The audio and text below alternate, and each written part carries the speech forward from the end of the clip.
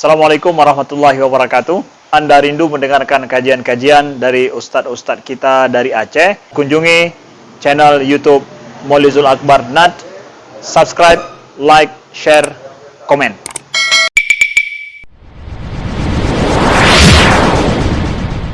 Baik. Kita lihat sebahagian masjid, sebahagian imam habis salat membalikkan badan ke arah kanan. Itu sunnah Nabi. Hadisnya kuat. Dalam banyak hadis Nabi, habis salat Nabi membalikkan ke arah, menatap ke arah kanan. Makanya sahabat semuanya berkumpul-kumpul ke arah kanan. Kata sahabat dalam hadis itu, kami senang di arah kanan kerana Nabi habis salat selalu melihat ke arah kami. Jadi bukan satu hadis, Pak, ada berapa hadis. Kapan sebaiknya imam membalikkan badan?